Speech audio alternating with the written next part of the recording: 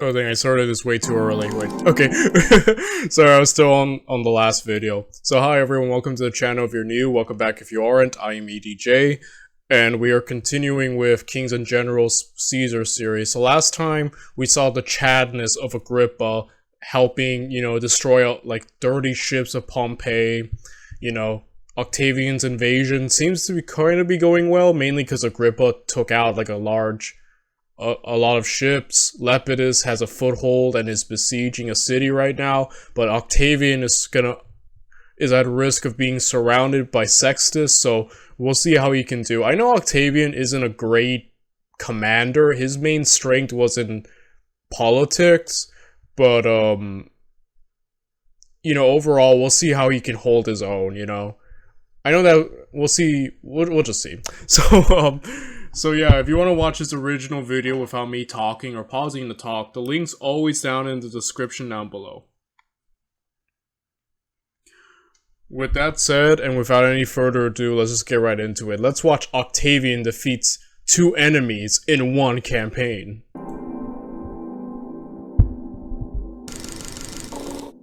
The beginning of Octavian's invasion of Sicily had been defined by misfortune. Storms had wreaked havoc amongst his ships, and skirmishes with the Pompeian navy were mainly detrimental to Octavian's cause, resulting in numerous delays. However, Lepidus had successfully established a foothold in the west of Sicily, and the appointment of Agrippa as overall commander of the expedition had resulted in a turn of fortune for Octavian, with the Caesarian forces securing their first significant naval victory at Mylae. In this episode, we shall look at how the Caesarians built on this success, and ultimately managed to finally conquer Sicily and crush the Pompeian faction once and for all. Agrippa's victory had been well earned, and he managed to take advantage of the situation by landing a portion of his forces in the north of Sicily around Tyndaris. Though he had not been able to cripple the Pompeian navy, most of the surviving vessels had managed to slip past Agrippa's force and rejoin Sextus.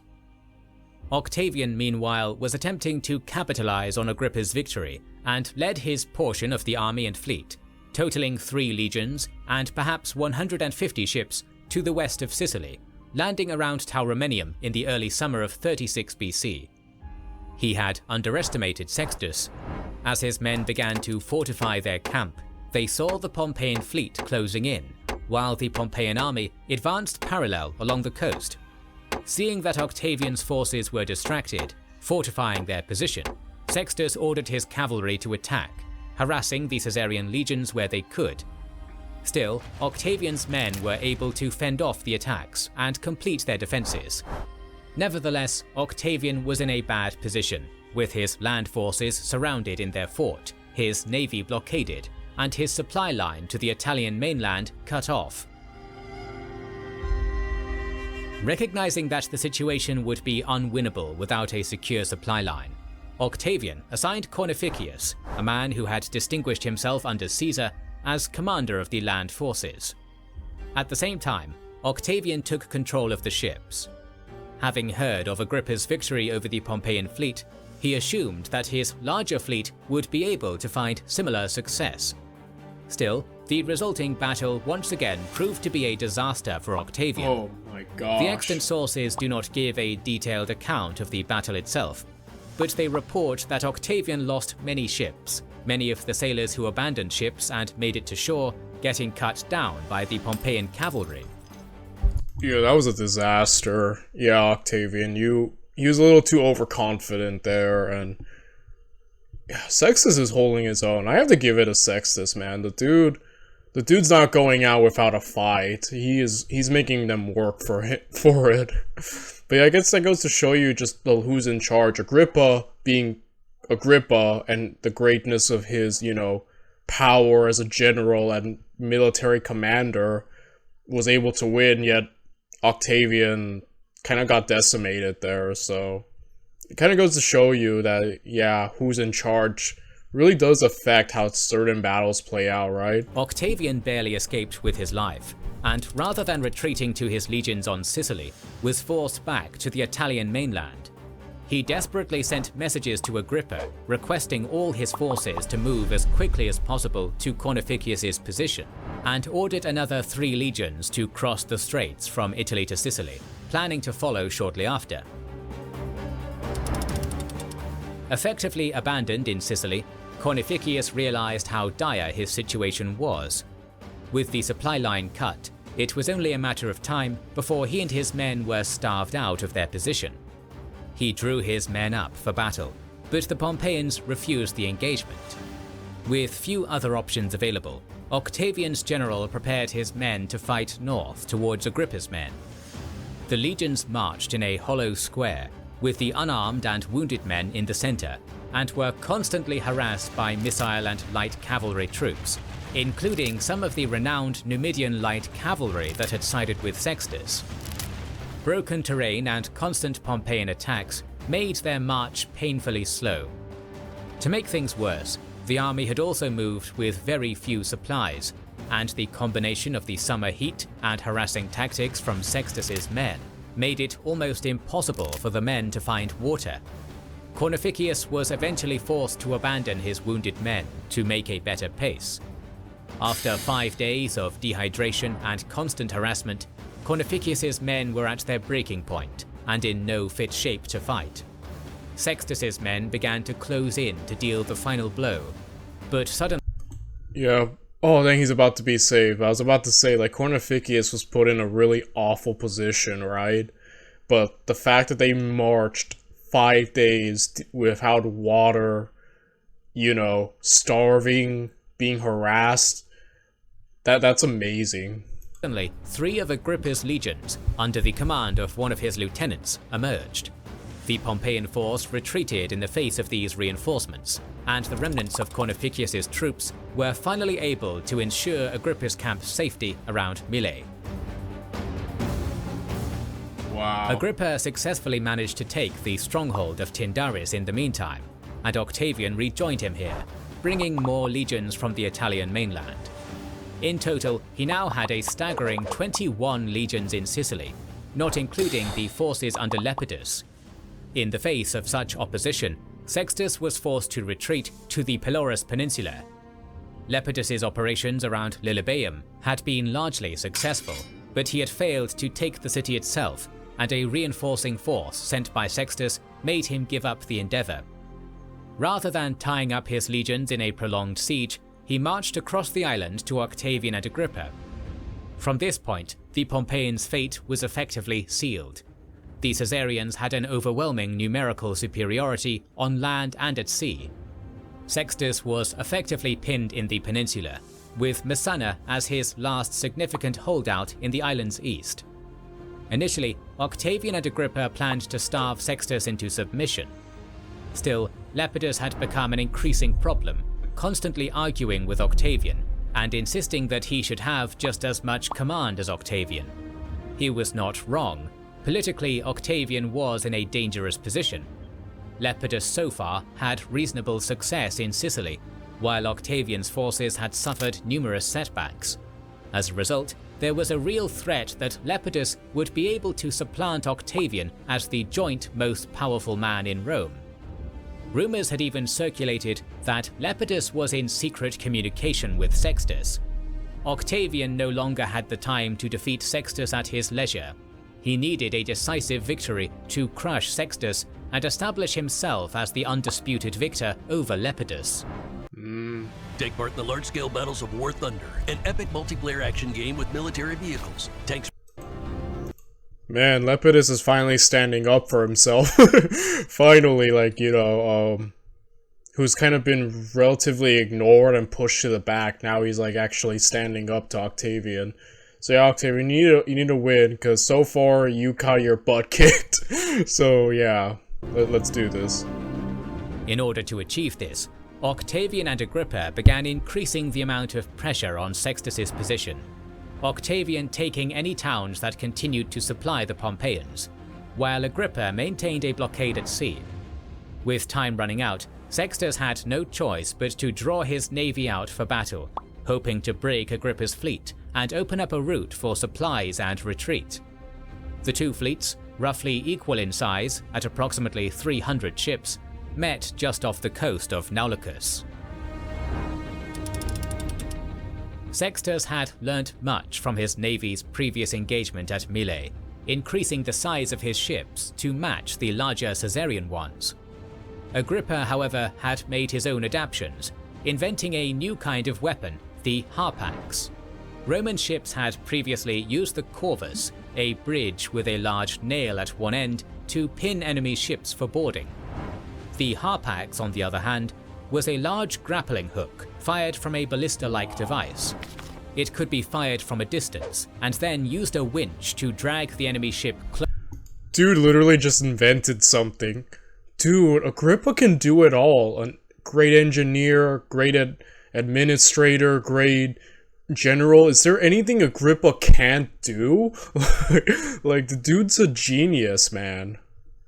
Close for boarding, and was fitted with a long metal sheath near the hook to prevent the ropes from being cut. It was an ingenious device. The battle began, and it quickly became apparent that Agrippa's new invention was as formidable as it was creative. Sextus's men had never fought against such a device, and thus had no means of defense against it. Some that were caught by the harpax tried to backpaddle, but this only tired the men and made their ships slower and more sluggish. Many were caught and dragged toward Agrippa's forces and boarded. Sextus's men, to their credit, fought bravely on the decks, each ship becoming its own miniature battlefield.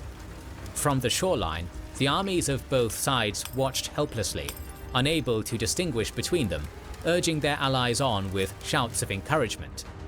However, it soon became apparent to all that Agrippa had the decisive advantage. Sextus's fleet attempted to withdraw through the straits, but many ships were caught and forced onto the beaches, the vessels burnt, and the sailors captured. The precise number of ships lost on each side is hard to gauge, though Appian claims that only 17 of Sextus's ships escaped, Sextus among them, with Agrippa's men successfully capturing or burning the vast majority of the Pompeian fleet, mainly thanks to the harpax. Whether this figure is accurate or not is hard to say, but it certainly seems that Sextus's navy lost most of its ships, while Agrippa's losses were comparatively light. It had been Agrippa's finest hour so far, and had given Octavian the clear victory he so badly needed. And he owes it completely to Agrippa, right? A lot of Agrippa's... I think Octavian did take the overall credit of a lot of Agrippa's victories, you know, being... They were a real, like, power duo. They were a dynamic duo, the two of them. I've said before that it was really the friendship of Octavian and Agrippa that, like, helped make the Roman Empire. The two of them are just unstoppable.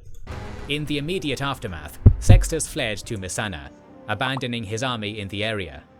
Leaderless, they quickly surrendered to Octavian.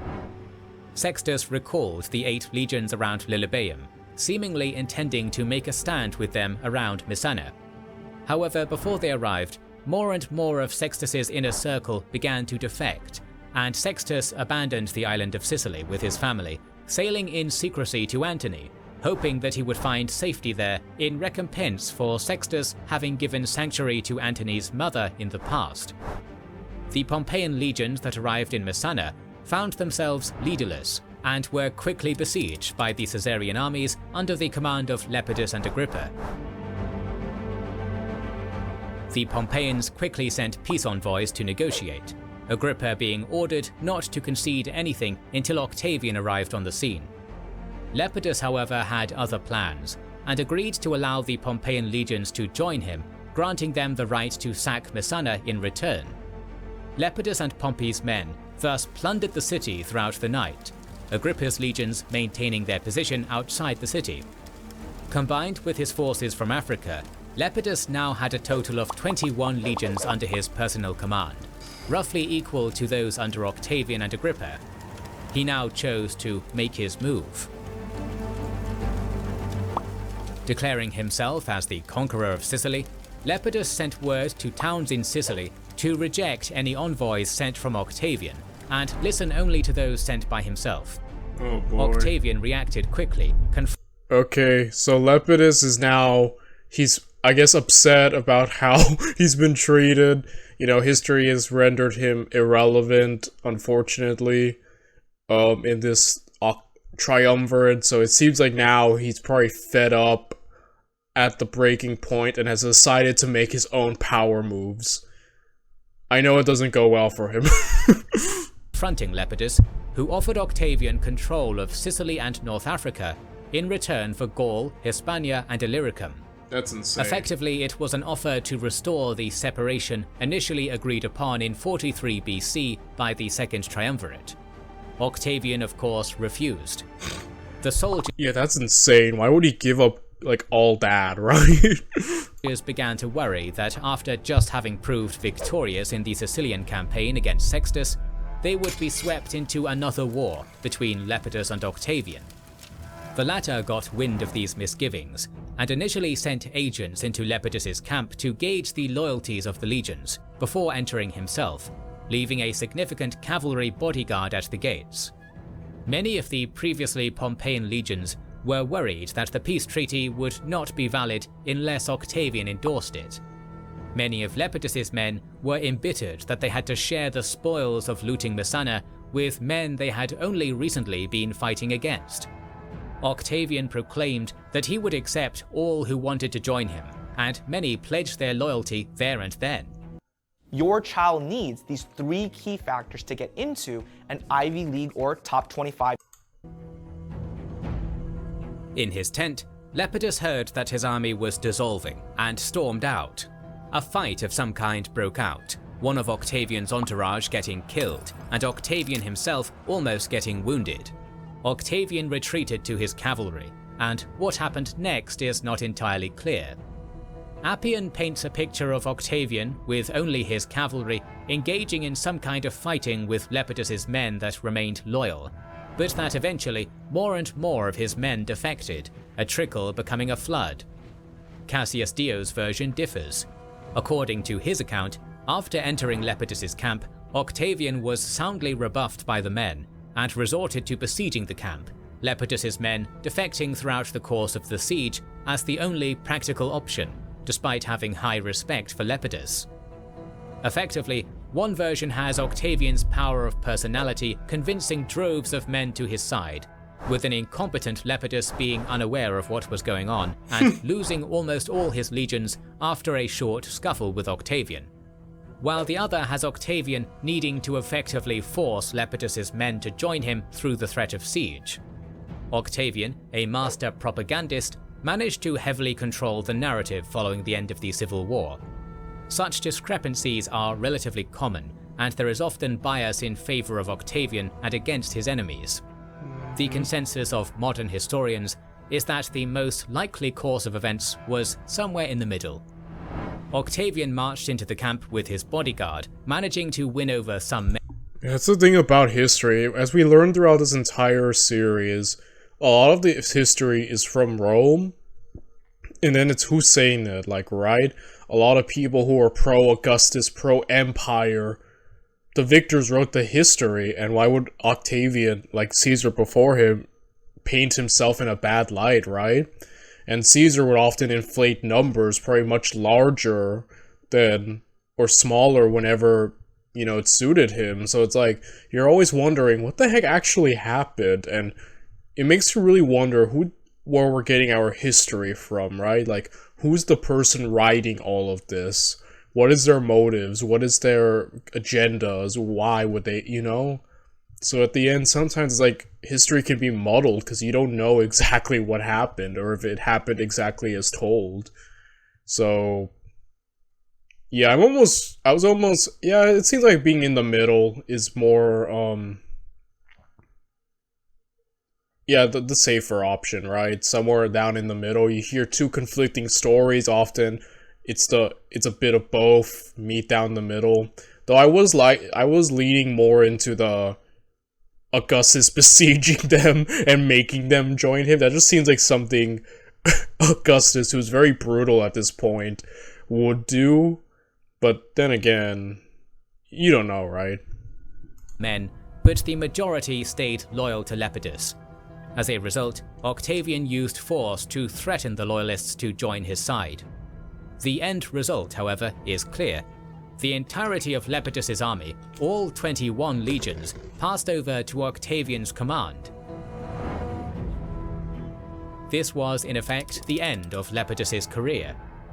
In the aftermath, he was stripped of the powers of a triumvirate. Poor Lepidus, man. Like, he got really screwed over by history. Like, his portrayals of him always portray him, like, in movies and shows as irrelevant, incompetent, you know, dumb, useless. And here he is, he finally stands up for himself, makes himself, tries to make a power move, and he just gets completely smacked down, so... Poor Lepidus. I kind of feel bad for him. And Octavian and Antony stood alone as the rulers of the Republic. Lepidus has gone down in history as incompetent and a bit of a fool, largely thanks to pro-Octavian and anti-Lepidus biased sources. It is a rather damning evaluation.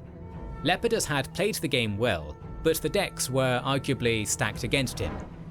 Antony and Octavian both had the benefit of being much more apparent heirs to Caesar's legacy, and both benefited from the resources left by Caesar after he died. His final gambit in Sicily was possibly the best move he could make given the circumstances. He had a strong army in the area, and the offer he made to Octavian was not as unfair as it may initially seem. Africa and Sicily, now that they had been reined in under Caesarian control, had long been two of the Republic's most productive areas, and Lepidus did not try to cut Octavian out of the triumvirate entirely. Unfortunately for him, however, he was matched against one of the greatest political titans of history, Octavian. One point regarding Lepidus that perhaps is too easily overlooked is that he survived despite losing his triumvirate powers. He would later die at the ripe old age of 76. Though his career was admittedly rather lackluster after the Sicilian campaign, few men could claim to have supported Julius Caesar, survived the aftermath of his assassination, and challenged Octavian, but nonetheless lived to tell the tale. He was shrewd often to avoid the frequent conflicts between Octavian and Antony.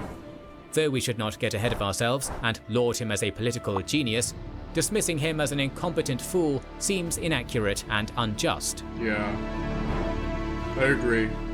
With Sextus having fled the island and his legions deserted to the Caesarian side, Octavian's invasion of Sicily was over. Disasters had plagued it at the beginning, but a combination of sheer tenacity on his behalf and the talented generalship of Agrippa had assured victory. With the taking of Sicily, the last Pompeian holdout, the faction was effectively crushed. However, Sextus survived the ordeal and successfully made it to Asia Minor. There he hoped to find mercy under the protection of the only man now powerful enough to challenge Octavian, Antony. Antony, however, was currently in the middle of his own military expedition, the Roman invasion of Parthia.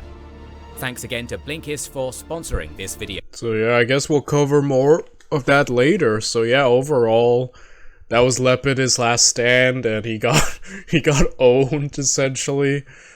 Poor Lepidus. I never agree with the portrayal of him being an idiot or incompetent.